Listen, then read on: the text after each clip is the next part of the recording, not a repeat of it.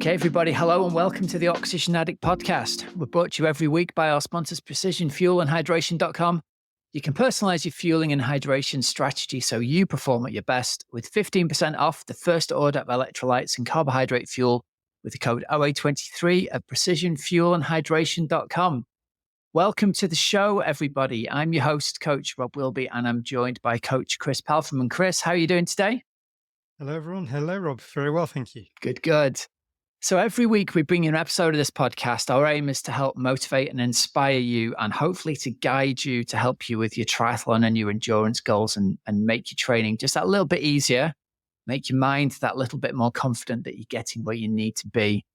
Today, we're going to be answering a bunch of questions from our athletes that have come up in our private app that we have with our athletes to talk to us.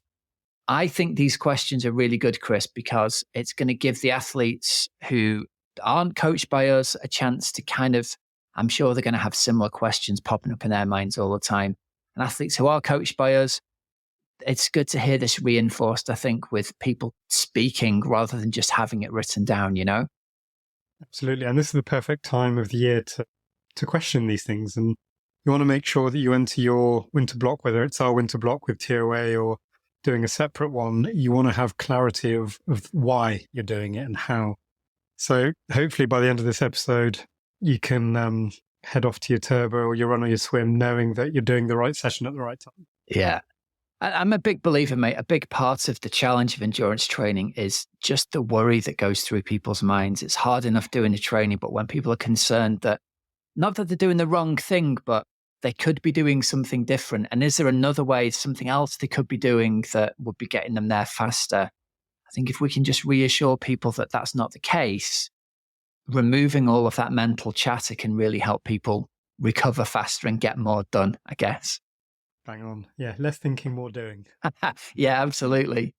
Right, listen, before we jump straight into this, a couple of things listeners can do for us. If you're listening as a podcast, if you could click follow on Spotify or whichever podcast player you're using, that would be great. And if you're watching on YouTube, if you could click like and subscribe, then you'll get to find out the videos come out as soon as they do. And it really helps the videos get shown to more people, which helps us help more people. So that's all we ask for. If you could click like and subscribe, that would be really, really awesome.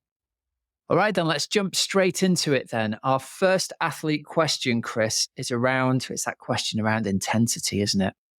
Yeah, so the first question that we picked up on is along the lines of, should I be doing more intensity to progress faster?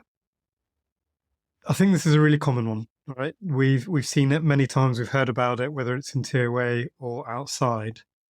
I'm going to let you answer this one, Rob. Kick us off with that one.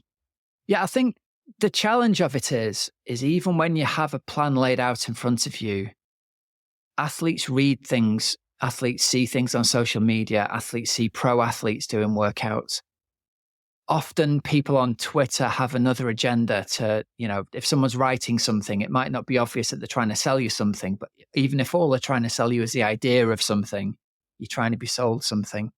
And so I think it is tempting to think, if I do more hard work, I will essentially get where I want to go faster, or I'll get fitter faster, or I'll get even faster in a given period of time.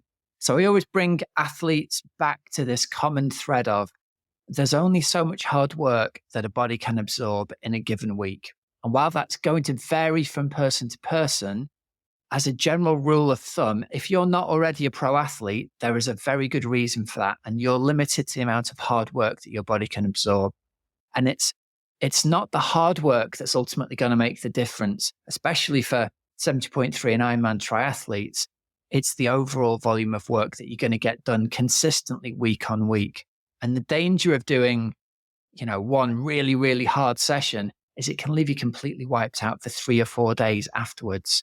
And so getting that balance of how much hard training you can do is really difficult and really important. So my first guideline is be really careful with any intensity above 100% of FTP on the bike, above M-pace running, or above what you'd class as hard swimming. Anything above that kind of threshold level is going to have an exponentially high recovery cost. Now, that's going to feel different between the different sports in terms of what fatigue and tiredness actually feel like. But ultimately, It's going to limit the amount of work that you can do in a given week or a given month.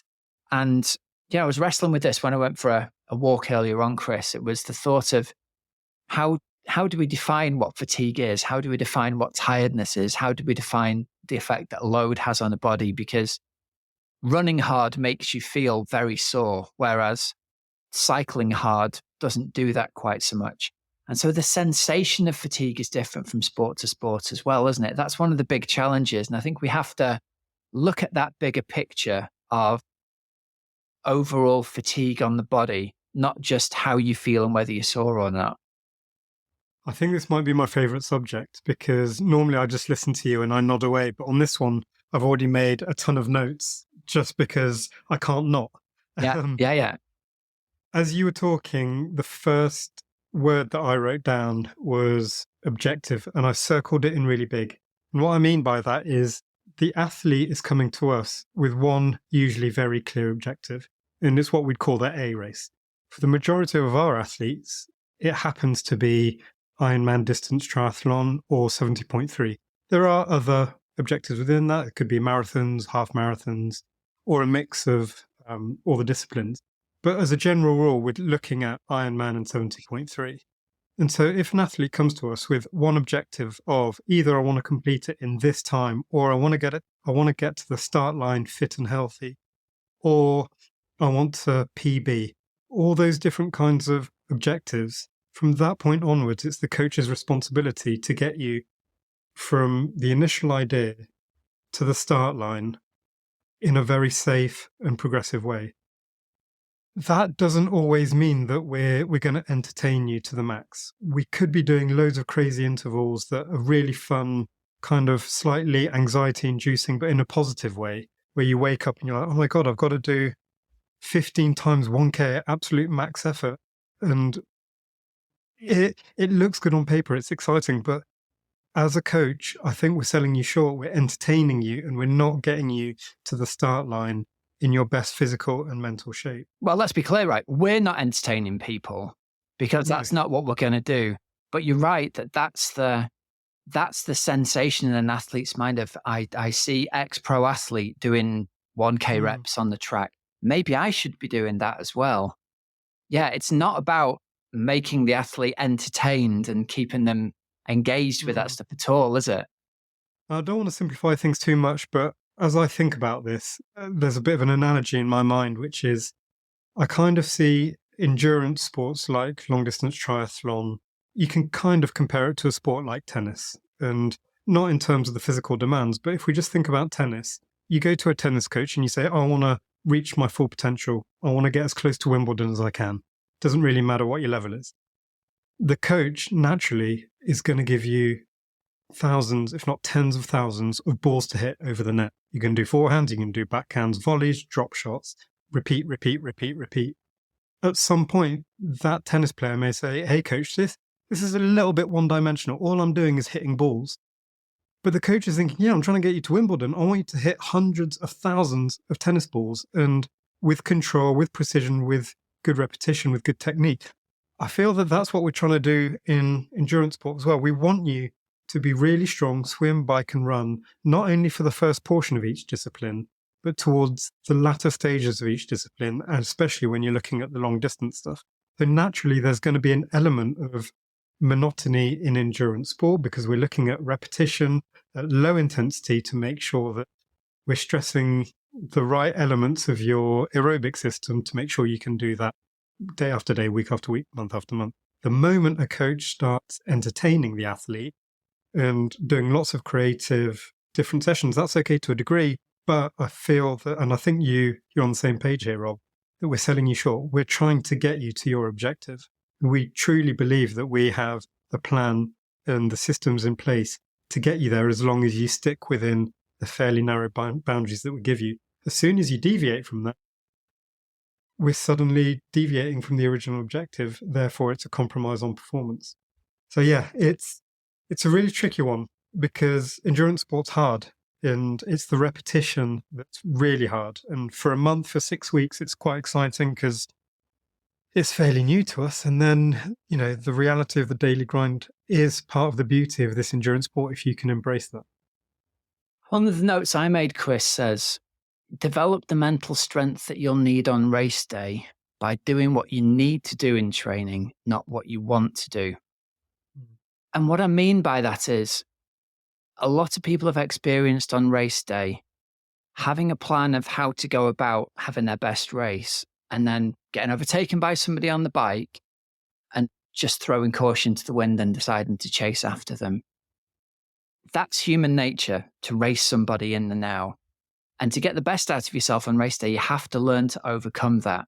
You have to have the mental strength to know that that little race against a person right now isn't what's important. What's important is sticking to my, whatever it is, 4-hour, 8-hour, 12-hour, 16-hour plan to get to the finish line.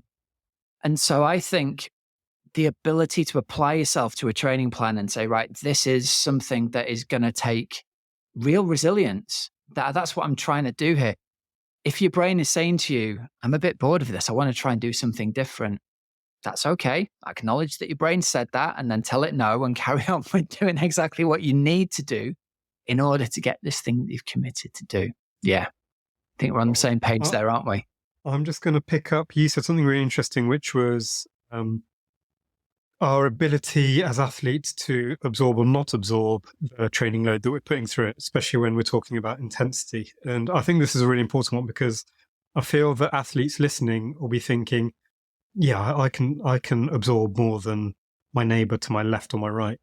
And maybe that's the case, but just be really careful because when we're talking about fatigue levels, we're not just talking about how it feels walking up the stairs and having a bit of leg soreness. That's one element. That's the easy stuff to monitor and read. But actually, when we're talking about your ability to absorb and fatigue levels, I'd be keen to ask an athlete, how's your immune system doing? How's your nervous system doing? It's really hard to track that unless you've got a clever app like HRV, and I highly recommend athletes who are kind of trying to push the limits of how much they can absorb. You absolutely have to sign up to a process of monitoring your HRV and actually listen to it, not just as a guideline, but when you go orange, when you go red, you actually have to start using those principles. So I think that that's a good question. If you're an athlete thinking this year is going to be my big volume year or my big intensity year, just keep in mind that it's not just how you feel on that day. It's all this stuff that isn't tangible. It's your nervous system. It's your immune system. It's your red blood cell count. It's stuff that you can't necessarily tell. So just be really careful. And I think that's where we see athletes digging really big holes. They'll be doing massive reps on a running track with the running club. And for 3 weeks, they'll feel fantastic, a little bit leg sore. But the reality is 6 months down the line, you're not going to be at your A race or you're not going to be performing as you could be. Yeah. I think that's our big guiding principle to come back to for this first question is consistency is much more important than intensity.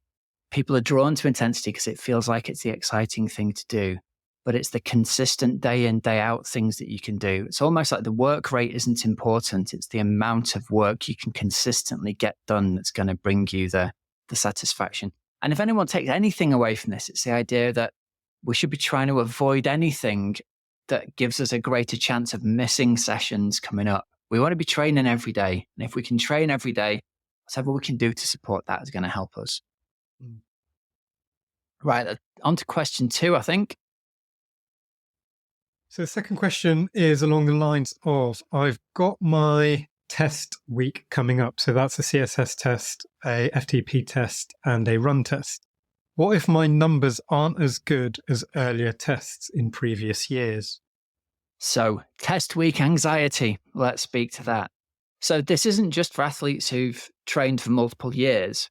This actually goes, I think, for all athletes that they have read online someone else's numbers look like this, and they're anxious about what their numbers are going to look like before they've even done their first test.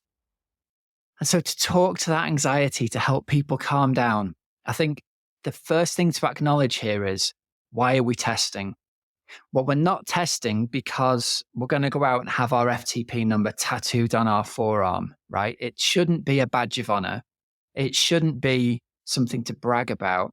It's simply something that you're doing so that the next block of training that you do is based around the right baseline levels And I think that's the way to think of it. Think of it as baselining rather than testing. It's not an exam to see whether you're a pass or a fail.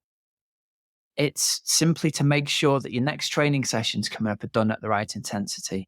And if you look at it that way, it doesn't actually matter what the number comes out at, because any number is success, because then the rest of the block of the training is done at the optimal intensity. There's nothing worse than when an athlete has a race and things don't go as planned. And then when you look at the bike power numbers, they don't make sense in one direction or the other. Either they're much too high than they should be and they don't make any sense that way, or they're a lot lower than they should be and they don't make sense. And you look back and an outdoor FTP test hasn't been done. And that's the missing piece of the pie in all of this. And so that's the first thing I'd say to athletes. Look, it's just a way of making sure that the training block that you've got coming up is going to be done at the right intensity. I've done so many FTP tests in my 10 or 15 years of cycling, and I understand the anxiety around it. I'm sure you have too, Rob. What I would feed into this is try your absolute best to be process driven when you walk towards your bike on FTP workout day. Be process driven and not outcome driven. So the outcome would be X amount of watts held for 20 minutes, but the process would be, actually, who cares? I'm just going to commit 100% to the next 20 minutes. It literally doesn't matter if you're 50 watts down on what your mind is telling you. All you have to do is give 100% for 20 minutes. As you just said, Rob, the number doesn't matter. It certainly doesn't matter what other people are doing.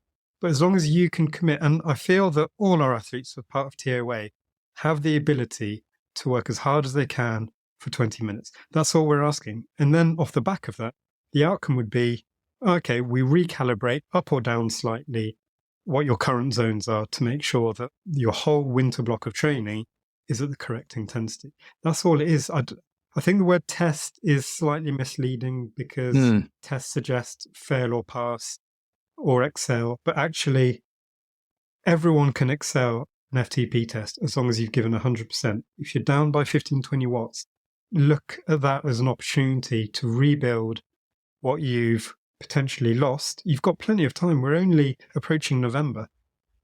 So be process driven, not outcome driven, and it's a recalibration. And all you have to do is 100% effort, which is quite easy. You're an athlete. You can do that. Yeah.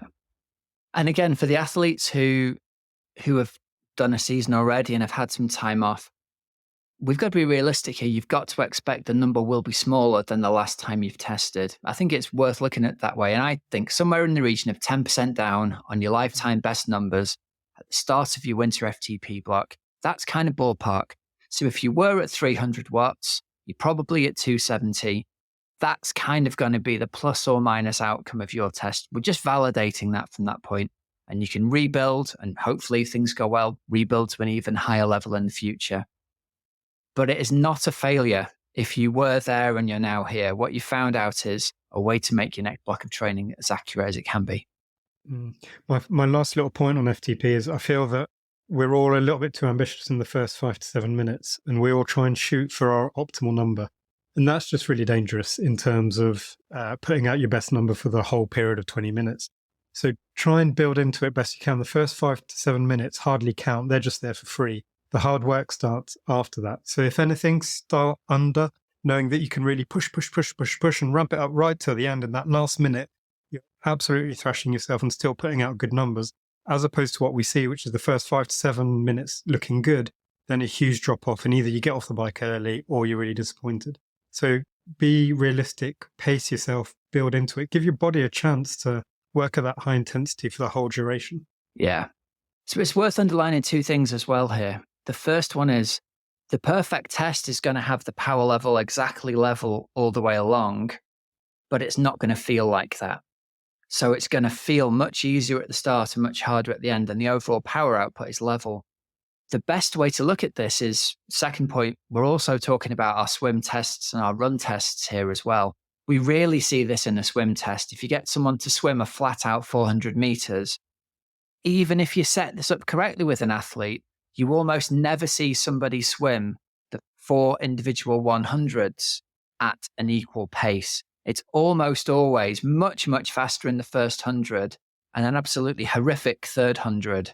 And I think it's one of the hardest things to learn for adult onset swimmers of how to pace this, because the first 100 of that 400 really should feel, like you've just said, it really should feel really easy. And even then, it often ends up being the fastest 100 of the 400. And so the pacing strategy applies to all of our tests, doesn't it? It's trying to get an equal pace or power, but not necessarily, or definitely not, going to feel like it's equal effort across the whole of the test. Yeah, totally. Set yourself up for an amazing last, you call it 20% of whichever test you're doing. You want to express your full fitness and strength in that section as opposed to in the first 20% of the test. Yeah. Now let's add on here as well. Let's talk to people about the swim test. We do a 400, we have a recovery, and then we do a 200. It's quite common that athletes are so tired after the 400 that they can't swim the 200 even at half of the 400 pace. Like, to put numbers on it, if they did an 8-minute 400, they might then do a 4-minute 15 200 because they're so knackered after the 400. And it's quite common. And they say, well, what does that mean? The calculator doesn't even accept that. If that happens to you, all you have to do is input half of your 400 time as your 200 time. So in that example, if you swam 8 minutes and then 4:15, you would input 8 minutes and 4 minutes. And then that way we'll get the CSS pace come out at about the right thing. Because that's just the nature of learning to do the CSS swim test. I think it is incredibly difficult and challenging, but you'll get there in the end. Would you, and this isn't a loaded question, but would you advise that kind of athlete to hold a little bit back in that 400, knowing that they've got 200? Yeah. Or let's get them to fully commit to that 400 and see how you are after? I think it's worth thinking of it as a 600 with a recovery after the 400. Back in the day when they first came up with this, I'm sure you know this, but for listeners, it used to be a 400 and a 50. And I think they found that the 50 skewed the numbers a bit too much for athletes who were from a sprinting swimming background, because, anyone who used to sprint 50s as a kid can really do themselves some damage over 50 meters. And adult onset swimmers can't do themselves any damage over 50 meters. It's just not the same skills. And it's an anaerobic effort, which doesn't translate that well to the majority of the swimming people are doing. Yeah, 100%. Yeah, so in that case, I think of it like that. But remember, it's not a test. It's not a pass or fail. It's a baseline number. And what we're trying to do with a CSS test is stop athletes swimming too hard too much of the time. So even if the number errs on the side of caution at the end of all this, that's okay. We're just trying to stop you wiping yourself out in the swims. And it's worth mentioning on the CSS how much technique is important. And the moment you feel like you're starting to thrush through the water, or your major limiters within your swim technique are becoming really apparent, most likely in that 400 meters around the halfway mark, that's the moment you need to realize, okay, it's going to be far more productive for me to lower the effort slightly by 10%, but maintain that technique, knowing that it's a technique-based sport and we're trying to stay as hydrodynamic as possible. Therefore, technique outweighs effort. Yeah. So that's another thing. We see swimmers swimming really well. We send them off to do a CSS test and they end up thrashing in the water, just going for the maximal effort. And it doesn't translate to speed at all. So especially in swimming, really focus on tech. Yeah. Couldn't agree more. I've got a little question that's come up a few times, Rob, on run tests and how the athlete should approach it, because we've played around with run tests in the past and we've had different protocols. So could you refresh us on what we expect our athletes to do this year? Okay, so what we're doing with our run tests is the sub-maximal, because any kind of max run test, any kind of 10K comes or brings with it that risk of soreness, illness, and injury, right? So we've backed away from that. So we're doing a sub-maximal test with athletes running at their M pace according to the Jack Daniels VDOT calculator. And so to put a finger in air, for most people, that's going to be between their sort of 10K and their half marathon pace. I have them run for 45 minutes at that continuous pace, and we just record heart rate as they do it. And so the test in itself isn't a predictor of anything. But multiple tests across time, we'll see one of two things happen. We'll either do the second and subsequent tests at the same pace and see that the heart rate gradually comes down lower, or we can retest end pace and we can run again at a faster end pace, and we can then hopefully see the heart rate is the same at 5:30 a kilometer as it was at 6 minutes a kilometer, 4 months ago, 2 months ago, whatever that is. And it's quite usual to see that pace comes down by 15, 20 seconds a kilometer across an 8-week block. So that's the thing athletes can look forward to actively. It's this idea of seeing progress in running without needing to race all the time. Now, we've got nothing against people doing the occasional race across the winter block when it's timed correctly. But the run test is really there to give athletes' minds that confidence that I am making progress. It's just I don't have to go flat out to see that progress getting made. Great. I feel that one thing that would be really helpful for us as coaches would be if the athletes could put a little bit of narrative in Training Peaks once they've done the run test specifically. And of course, we're going to be looking at heart rate and pace, but actually the rate of perceived effort is really interesting as well, because we know that heart rate can be so variable due to external factors, stress levels, temperature, humidity, core temperature, so many emotions, so many things can affect it. So obviously we're going to take heart rate with a slight pinch of salt, but the rate of perceived exertion is also really interesting, because if in your first test, it was what you'd call fairly hard to maintain this pace all the way through, but 6 weeks later, you might find that, my heart rate was actually a little bit higher. The pace was the same, but actually I walked away from that feeling that was hardly a session. That was absolutely fine. That would also be an indicator of success and progress. So use heart rate, but also write down the kind of softer outcomes of how it felt. I'm a really big fan of that, Chris. I think that's a really good point, well made, in that if athletes can keep a record of how things felt, then they can go back and reread previous sessions and kind of, fitness changes slowly and things change slowly, but they do change, and they change incrementally, but they change incrementally continuously. And so sometimes it's only when you look back and you go, oh, a year ago running a 6-minute K absolutely ruined me. And it says in my notes it was a full-on max effort. Then you look again and you realize today that was really comfortable.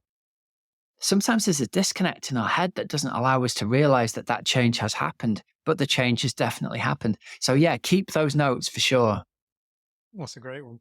And lastly on that, make sure it's something that you can replicate. So pick a course or a route that you're going to be able to do in a few weeks' time, and that isn't too changeable with conditions. So ideally not off-road where it can get really muddy, slippy and slow, not too many traffic lights, all that. So you get a continuous 45 minutes run. Usually a there and back is a really good way of doing it. But also make notes on whether there was a headwind and all that, because that's going to have a massive effect on how it feels, heart rate, but also pace. Yeah. So make all those notes. It's really useful because we do check in on your Training Peaks. And if we don't see any comments, then it's really hard for us to kind of depict what's going on behind the scenes. I'm a big fan on the run test of doing a looped course and doing it on an area that's as flat as possible. So a mile or a 2-mile looped course, and you can go around and around the same loop. And again, like you've said, if you can avoid major hills, if you can avoid traffic lights and things like that, that can be a really good way of doing it. The out and back's great as well, but ideally it's a flat course rather than a hilly course. And I know I'm going to get questions now from athletes who say, there's nowhere flat near me. Okay, so it's only once every 8 weeks. Plan it in advance. Go to somewhere where there's a running track or a flat area along a canal you can run on. Do the best that you can. Well, last question on that, Rob, is we're not going to be pointing athletes towards doing events, as you just said, but if an athlete is really keen on doing that, are you going to suggest that they do a 5K or a 10K as a general rule? Well, do you know what? Let's answer that as part of question 4. We've got some stuff about run races in question 4. So let's come to that in that one, because I think we can talk more around the idea of races in that section there. Cool. So question 3 is around illness. An athlete says, I'm ill. How should I adapt my training? Well, first up, athlete, well done for even asking whether you should adapt your training, because that's a big step forward for most people. So Hmm. that's the first thing. Just because you've written a plan down, it doesn't mean you can't adapt it. And it actually means you should adapt it when you need to. And illness is the key part of the time when you do need to adapt that training plan. So first up, we're going to say any kind of illness from a cold upwards, we want you to take some rest until you feel better again. So don't train while you're feeling ill. Don't train while you've got the cold. Take 2 more days off after that and then ease yourself back into training. That's our sort of standard guidelines around helping people get back into training after they're ill. Um, After that, after you've had those 2 more days off, it's usually only a day or 2 of getting back into training, and you can be back at full intensity and away you go. Happy days. The caveat here is test for COVID whenever you've got a cold at the moment, and because that's the sort of thing you're going to need to take some extra precautions around. And we want to be 100% certain that you're fully recovered from COVID before you do any training. So we'll be advising athletes to take more time off after that for sure. But the key part here is to not train when you're ill, to make sure you take some more time off after you've recovered from it. We don't want you doing any intensity in the week when you are ill, even when you're back to training, but we're okay to add it in the next week. And the only other thing I think I'd add here, Chris, in light of us talking about tests and things, is if an athlete has been ill this week and they've got test week next week, I'd advise them to move that test week back by a week and sort of give themselves a week's worth of space and regular training, because it's really hard to have a week off, maybe ease back in on Saturday or Sunday and be faced with tests on the Tuesday. Not doing yourself any favors, just move those tests back by a further week. That sounds great. I feel that athletes in general are really good liars to themselves. The Yep. amount of emails and conversations I've had where an athlete has clearly been ill and they do nothing for 3 days, which is great. And then they send me a message saying, oh, I've just been out for my 3-hour ride on day 4. I'm still coughing and got the sniffles, but I'm fine, don't worry. It really worries me. You're putting your absolute health at risk. And remember that we were talking earlier about our ability to absorb training. We know as a fact that when you're bouncing back from illness, you don't have that ability to absorb training. So that 3-hour ride you've just done, you're not going to absorb it. You're just going to be stressing your immune system even more. So it's really hard to be honest with yourself and say, okay, I've had 3 days of illness. That means I need 2 days of 0 symptoms. Not many people are honest enough to say, I've got 2 days of 0 symptoms. They always come back 1 or 2 days early. So please be really wary of that. I think HRV, again, plays another part. That can be another kind of metric that you can use to see how your body's reacting. And my last point would be, don't worry, you're not going to be losing your fitness. You're an aerobic focused athlete for the majority of us. You're not going to be losing anything in 2, 3, 4, even a week. You're fine, absolutely fine. But you still can do stuff that's going to help you get to the start line in a better shape. So if your symptoms are really mild, then there's no reason why you can't do some really light mobility. Make sure all your joints are nice and mobile for when you get back. You can also do loads of boring admin stuff that's really hard for us to get. Sort all your race days out, all the hotels, sort your bikes out, all that stuff, which is usually a stress when we're in full-time training, but that's the perfect time to do it. And then the other thing is sleep and nutrition. Those 2 elements, if you prioritize those, you'll be back to that 3-hour ride, not only doing it well, but being able to absorb it. So if you can really stick to those 2 extra days of no symptoms, look after your sleep, look after your nutrition, track it with HRV, and then do some admin and some mobility, you're going to be in brilliant position when you actually get back to full training. Yeah. They could do meal planning for the next month. They could sort out another 20 recipes that they could cook, things like that. You're dead right. There's loads of things athletes can do to help prepare for the future that isn't actually training. And I think for athletes who do struggle with this, if you're listening and you're nodding along and kind of going, I've recognized myself in this, because I definitely recognized how I used to be when I was training. You maybe want to sit down and have a look at why that is. Why is it that you feel you can't have a day, 2 days off training right now? What are the things that are missing in your life when you can't train? And how can you address that?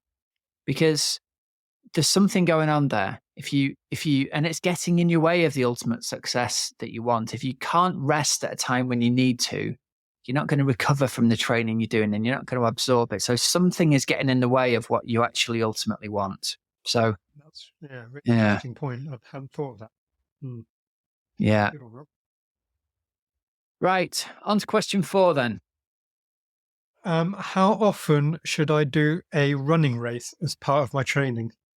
Right. Okay. So, really common question that comes to us specifically from people who've been runners in the past and are moving over to triathlon training because runners are absolute devils for pretty much racing every week or twice a week. I can remember our running club just used to put races on all the time when we were kids. Mm. It's great fun. Cross country doesn't even count, right? Doesn't even That's just for count. fun. The weekly Wednesday evening round the houses race.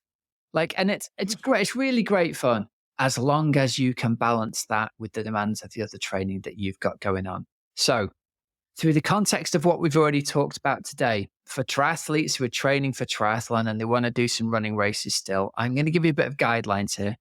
I'd say monthly races, if you're doing an hour or less, so your club cross country event, park runs, 10Ks, give yourself once a month to go and do one of those. If you're racing at the half marathon distance, make it every 8 weeks or less. Okay. And the guiding principle here is you have to be honest with yourself afterwards, how you feel afterwards. And bear in mind that the fun comes at a cost. If you genuinely do this event and you have no knock on effect from it the next day, and here I'm thinking about, I used to go and do the club cross country and I'd do it at less than M pace effort. It'd be ankle deep in mud and I would not sprint finish. And I'd get to the end and I'd be fine to train the next day. It had no impact on me at all. There's other events I went to. I can remember going to a 10K with my wife and realizing that no good runners had shown up and I was in with a shout of winning it. I think I wrote off about 3 weeks of training by trying to win an utterly meaningless cancer research 10K off roads type thing in the great scheme of things. But again, I've had to sit down and have a look at what the reason was that it's so important for me to win this thing that, wasn't anywhere on my list of things that were important. So I think that's the last part of this. Be very clear what your goals are. And if you're very clear what your goals are, if the thing you're about to do hasn't got any connection to what your goals are, well, you've got to have a good reason for doing it. And if the reason is I'm meeting up with my mates for a bit of fun at the cross country, absolutely fine, no problem. But run it within yourself. Run it not fast, not hard, not trying to be in top 10. Keep your eye on what the big prize is for you, because the worst thing ever is ruining the big goal with something that's meaningless. I feel that it's also really important for an athlete to realize what phase of their training plan they're in. So if they see that they've got a recovery week coming up, that's obviously not the best time for you to do a 10K full effort. So just because it's your local 10K doesn't mean it's right for you. So if you see that there's a recovery week, please keep that as a recovery week, or you have to be in contact with us and we have to plan around it. We can't just carry on as if everything's normal. So recovery week still has to stay as a recovery week, even if you feel like, oh, actually, I feel that I'm absorbing a lot of training and I'm absolutely fine. I feel fresh. That's not the case. We're setting you up for longer term stuff. So please don't be racing in a recovery week. As part of the earlier question of recalibrating zones, paces, and heart rates, Rob, 5K or 10K data is most useful for that, in your opinion? I'm a big fan of the 10K. I'm not against the 5K. I just think with every incremental step up in pace that runners race at, there's an increased risk of picking up soreness and niggles. So the 5K tends to have a more intense effect on the body than a 10K does, even though the 10K is longer. I think the 10K is sort of the sweet spot for testing. Not against the 5K, but yeah, I would go with 10 if I had the choice. Thank you. On to question 5? Should we go 5? Yeah, Rob? let's go to question 5. Yeah. Can I do a sprint triathlon 3 weeks before my Ironman? So the context for this is the athlete who's asked the question, they've got an Ironman later in the season. They've got a 70.3 as well, but the local sprint triathlon is on and they really want to do it because it's a local event and all the friends are doing it. And so the first thing is, I understand that. I understand the urge to go and do the local race. But in this particular context, if you've got an Ironman in 3 weeks, that block of time from 2 weeks out to 8 weeks out before your race is the most important block of training that you're going to do for your Ironman. So protect it. Do everything you can to protect that time and do the training in that time that's most specific to getting the outcome at your Ironman that you're going to want to do. So that's going to be your long ride on the bike, your long swim, and your long run, whichever brick sessions we've got in there as well. So the answer is no. The answer is hold yourself back. Keep your eyes on what you really want to do rather than being tempted into the shiny thing that's just in front of you. Because you could actually argue it might have a negative effect on your overall Ironman if you race really hard 3 weeks out before the Ironman. Again, pro athletes on Instagram are not a great example to the rest of us here because one of the things that helps them is their ability to do incredible amounts of intensity and bounce back from it almost immediately. So just because you've seen a pro athlete race a 10K a couple of weeks before an Ironman, not only does it mean it's not a good idea for you, it means it's probably a terrible idea for you to do that. Absolutely. I'm going to move on to question 6, if you're okay with that, Rob. Yes, let's do that. I'm a shift worker, often doing night shifts. When should I take my HRV? Yeah, it's a great question because our usual advice of first thing in the morning, obviously, if you're sleeping from 10 o'clock in the morning until 5 in the afternoon, it doesn't help you. So the HRV should be taken as soon as you wake up. As soon as you wake up from whichever sleep you've had, that's the best way to normalize it. And it's the HRV is then relative to the sleep cycle that you've just had.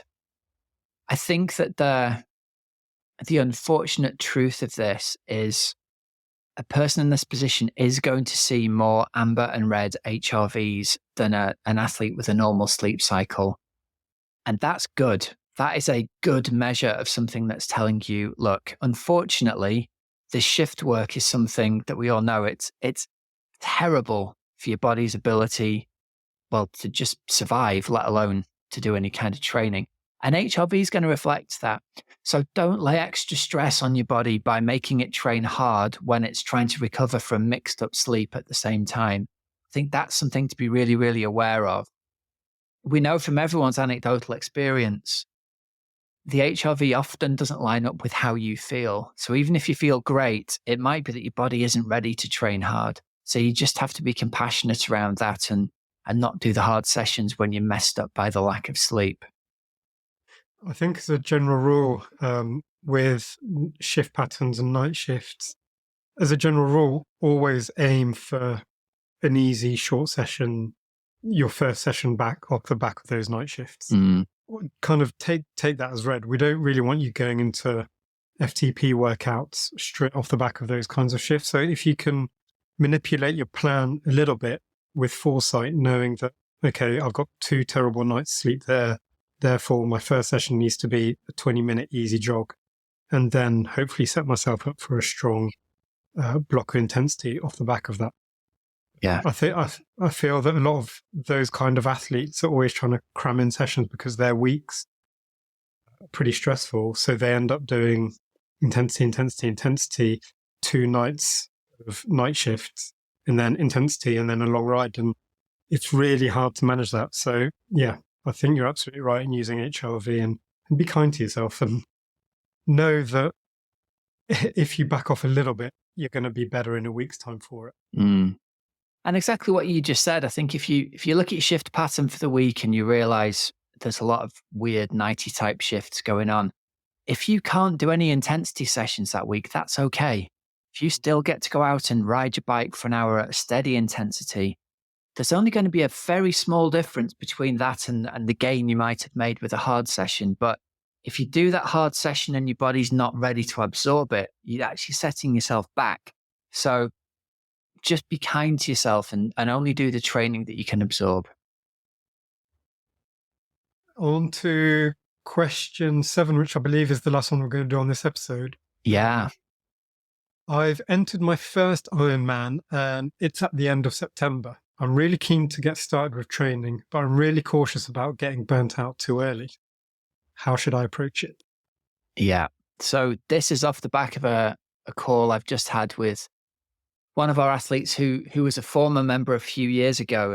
And it's been really interesting, actually. It's been really interesting to talk to him and hear, he's got a young family, he's got a very busy life going on, he's got lots of other hobbies, he does martial arts and things as well. And the concern is with the race being all the way in September, if I throw myself into it with all my enthusiasm now, I'm going to be burnt out again. I just know myself. That's how I'm going to be. But I need to get started. I need to do something. How can I get into this? And so the place we came to as an answer for this was, let's go right back to basics and think if we can structure 4 key sessions in for you, and you can do that all through the winter, the you who does 16 weeks of 4 key sessions a week and then gets to, I think that'd be roughly 20 weeks to Ironman Wales at that point, you will be in so much of a better position than if you either don't do anything or you just do random sessions during the winter. And I really think it's, we come back to that race ready score, getting right onto the verge of green just by doing 4 key sessions a week.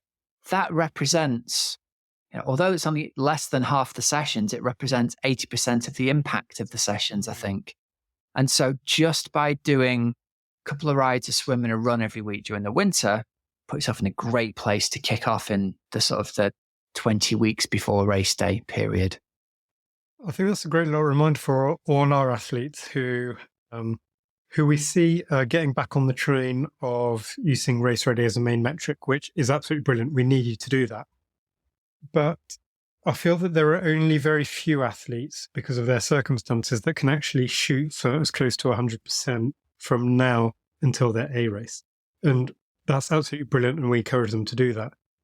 But for all the other athletes that have got hectic lives, busy work, family life, everything else that's going on, 100% isn't 100% realistic for 100% of people. So if you're in that category, shoot for as close to 75% or above as you can, knowing, as Rob just said, if you can string that for 12 to 16 weeks, you're going to be in an incredible position and floating with the green in the lead up to the real hard work for your 70.3 or Ironman. But I think I've seen it too often where we're shooting for 100%. We can do that for 3 weeks. Week 4, we're knackered. Luckily, you'll probably have a recovery week, but then we don't see you again. And you're not going to be replying to my emails. Training peaks is turning red. And I'm sure a few athletes can relate to that. So we're trying to avoid that to the absolute best ability that we can. So if you're shooting for 75%, knowing that that's already success and anything above that is total success, you can then slowly start to build a rhythm of, okay, I know when my swims, I know when my bike, run, strength and conditioning, yoga. You actually soon find a rhythm, and those that live around you will soon understand how that flow goes as well. And that's really important. You can't just expect everything to fall into place straight away. Take your time. It's like a race. It's a marathon or an Ironman, not a sprint. And it's the same with our training approach as well. Build into it slowly, knowing that you want to crescendo the closer to you get to your event, as opposed to throw everything in now and then be scrambling around for a few weeks. Yeah, I think the key takeaway there is if you can get those 4 key sessions done week after week after week across the winter, you'll be in a fantastic position, certainly compared to, and the person, Chris, who needs to hear this the most is me, right? I need to get that bike on that turbo trainer behind me and get those 2 sessions done every week across winter. Then you don't leave me behind when we get to Mallorca in the spring. Better get the cobwebs off that bike. Yeah, absolutely. Oh dear. All right. Well, listen, that just about brings us to the end of the questions for this week, doesn't it? That's been good. We've managed to answer a lot of the things that I hope have managed to put athletes' minds at rest as we move into this winter block, for sure. I find it really useful to talk it through as well with you. And hopefully athletes have found it useful themselves. And I encourage you to send in more questions. Keep sending questions. It makes us think, it keeps us on our toes, and there's no such thing as a silly question. So if you've got one, please ask it, because you're going to be helping out the other athletes as well. Absolutely. All right then, guys. So let's wrap this episode up with some discount codes and deals for you.